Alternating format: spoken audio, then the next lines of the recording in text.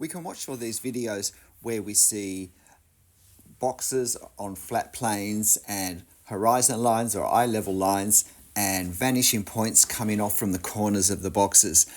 But what happens when we're drawing on location and we can't plot all of these neat vanishing points? Where even if we have space on our paper, or if we're looking at a photo, we can see on the photo where they might be, but there isn't room on the actual photo because of how it's been cropped or taken for us to draw those vanishing points on the paper, even if we wanted to. How do we go working out where the vanishing points are when we draw? And the simple answer is we don't. We don't need to be able to actually plot them to take advantage of the fact that we understand how they work and that they are there. Because in reality, most of life that we look at is more complex than these little box on a flat plane diagrams that we get when we watch how to understand perspective video. So let me demonstrate for you how I use that theoretical information that we get from those videos and apply it to a scene such as this little gatehouse in Macquarie Street in Sydney when I actually draw.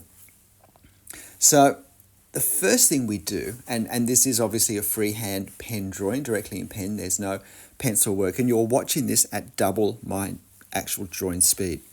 So this drawing took me about 50 minutes in real time, and you can use the settings icon, that cog, to slow it down to half speed if you want to see me draw some of it at actual drawing speed, which I think can be an advantage to do if you've never done that before.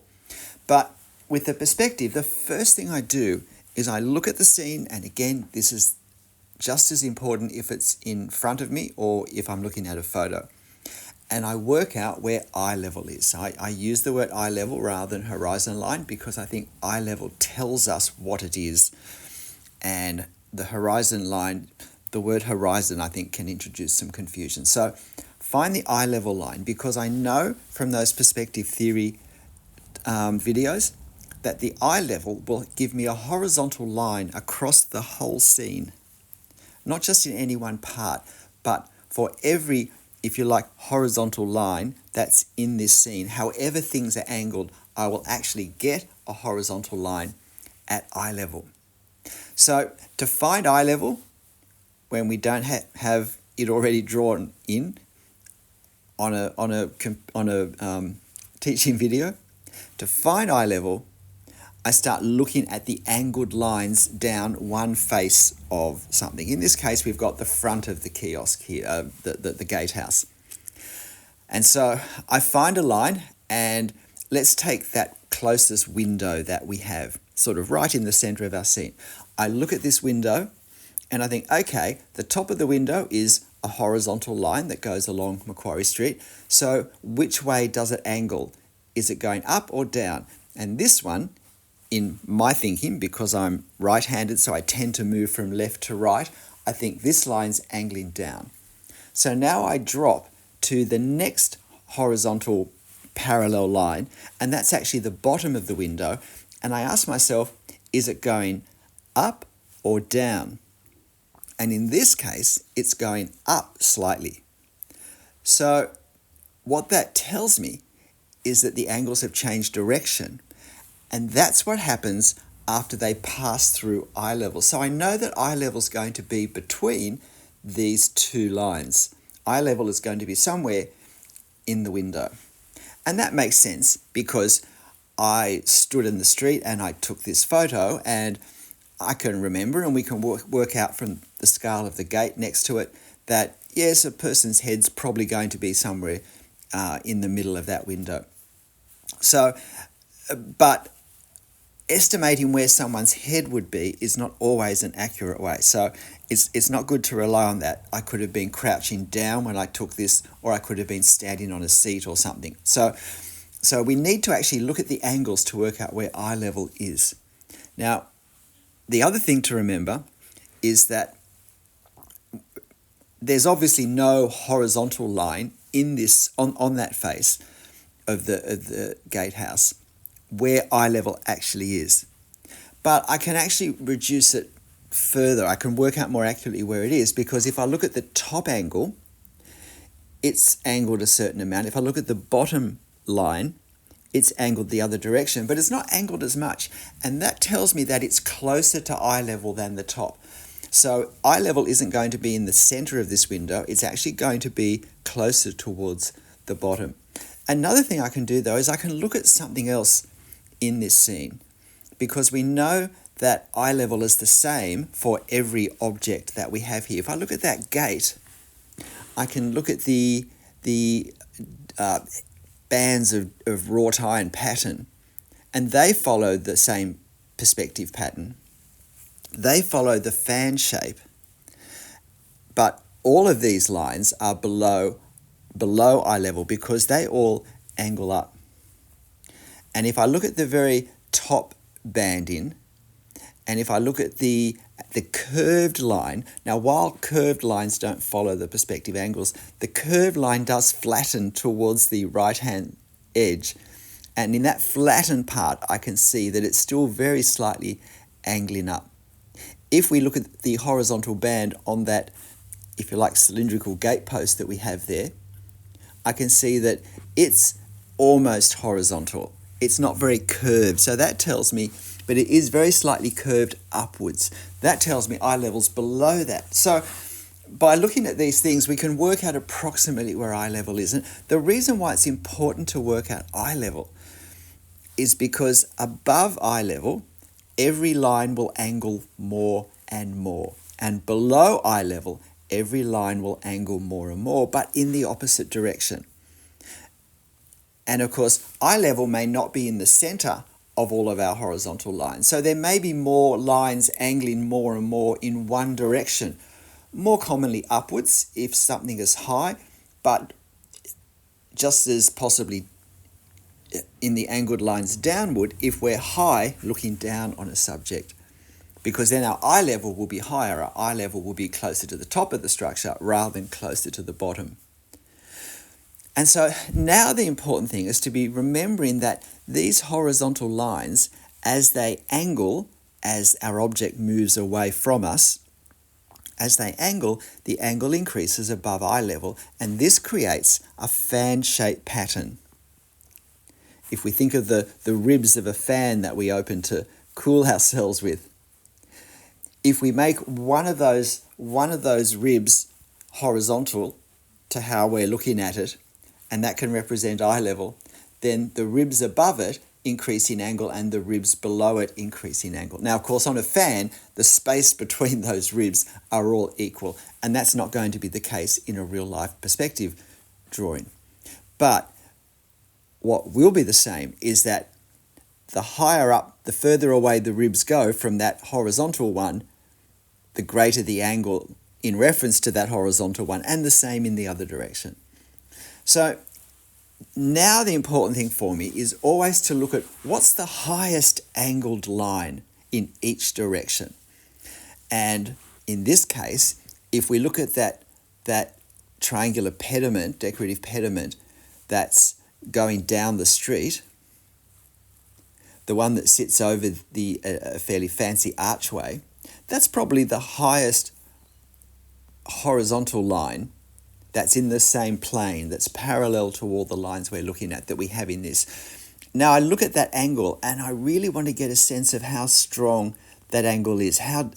What is that angle? Because that represents one extreme. And now I look below eye level and I think, what's the most extreme angle going in the other direction? And in this case, it's going to be where the gatehouse wall hits the ground. That's the furthest horizontal line we have.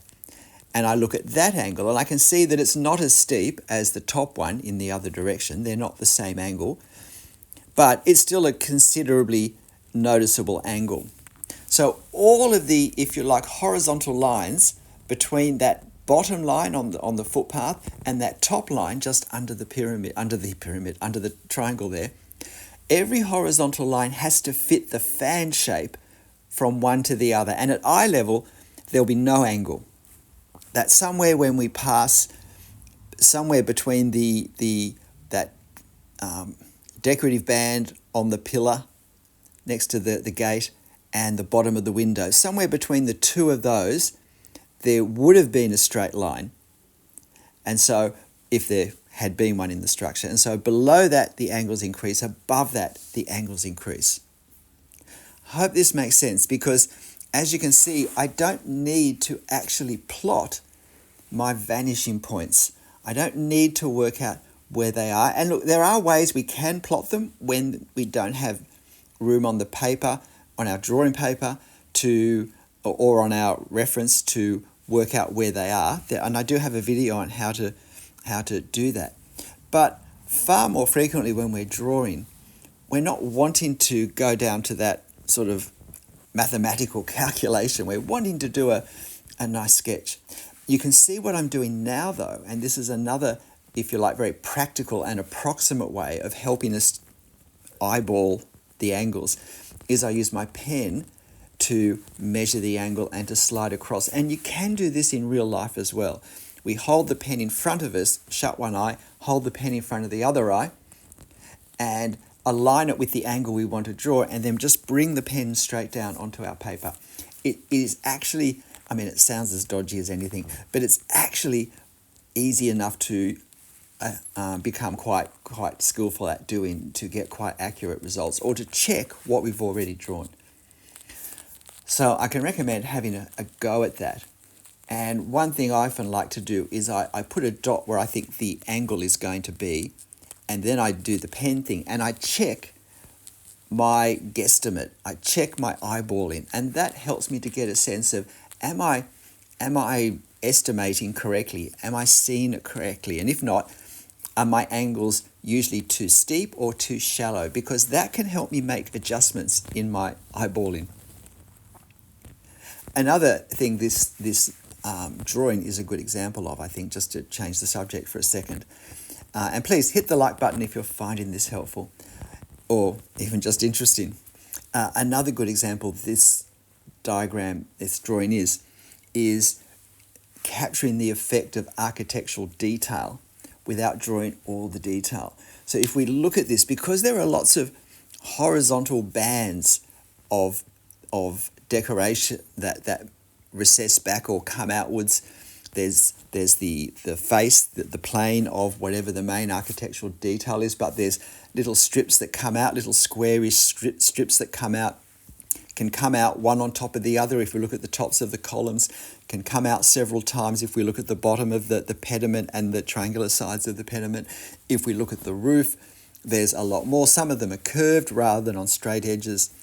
Now, we want to give the feel of all of this, because for a lot of them, well, for most of them, in fact, I'd say for all of them, we can actually see either down onto the flat surface as well as seeing the side, or we can look up to the flat surface as well as seeing the side. We get these depth lines because we can see how far back one plane is now sitting from another. And I want to create the feel of that, or my drawing is going to look very flat.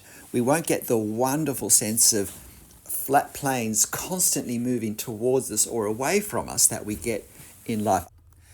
This small building, in fact, this small structure is a great favourite of mine, and I actually walked past it last night on a cold winter's night, looking at some of the light shows that we have on at night in Sydney at the moment. So, a little favourite for me as we continue trying to plot all of the angles correctly freehand.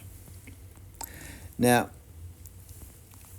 I'm now navigating as I go up, and it's important to realise navigating the fan shape, and have a look at my angles down below and see how they do all follow the fan shape, that once we go past eye level, somewhere towards the bottom half of that centre window that we can see, the angles start to shift, going slightly upwards from left to right. And then as we pass eye level, they shift and they start to angle down from left to right. But the higher they go, the steeper the angle is. And it's so important that I follow this in my lines, particularly in a scene such as this, where we have so many angles, so many horizontal lines, sorry. So we're going to have, therefore, in our drawing, so many angled lines. We have to make sure, and in real time, I was 30 minutes into my drawing at this point, which is 15 minutes into this demo. So we're well and truly in the second half now. Now, the other thing just to remind ourselves of when it comes to perspective is that not every angle we see in our subject follows the same perspective pattern. So what I'm doing just now, this is actually an octagonal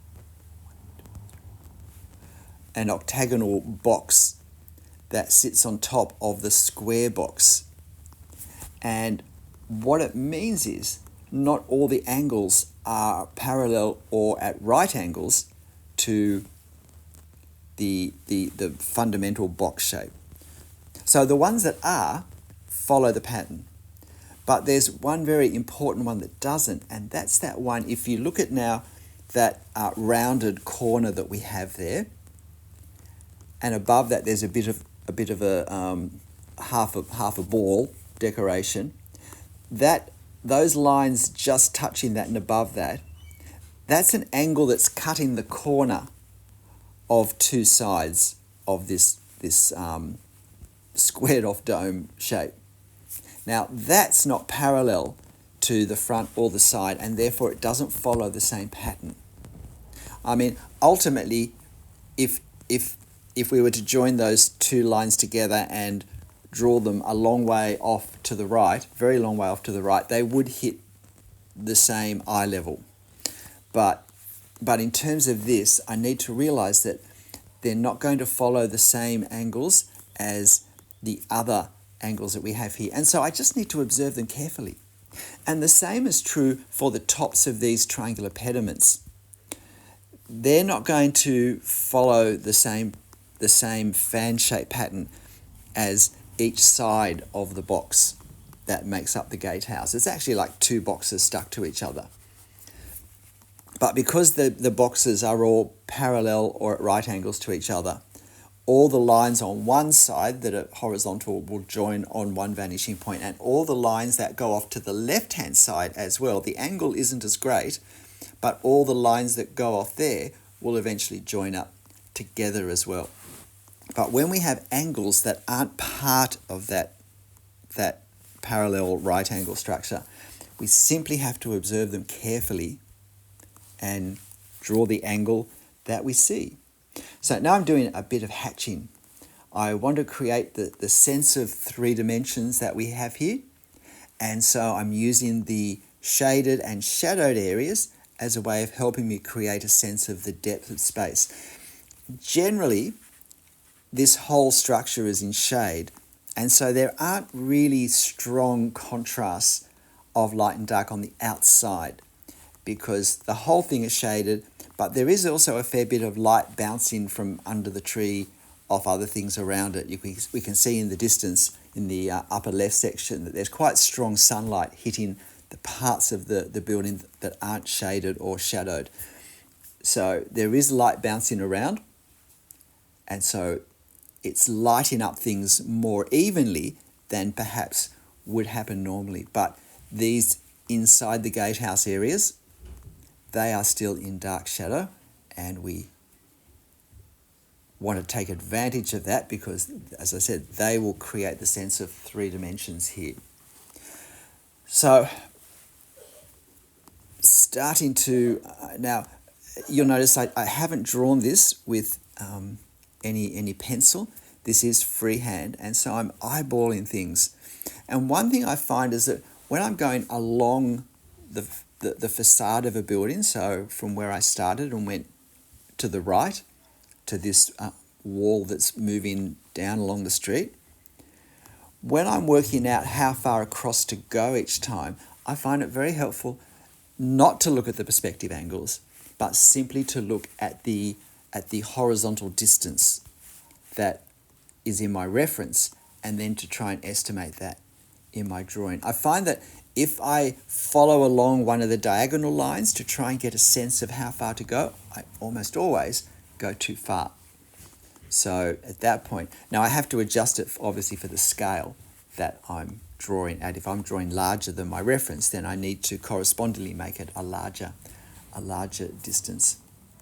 I'm using a 0.3 Copic multi-liner or fine liner pen. So I've basically got the structure done, and now I'm doing what I think of as the context.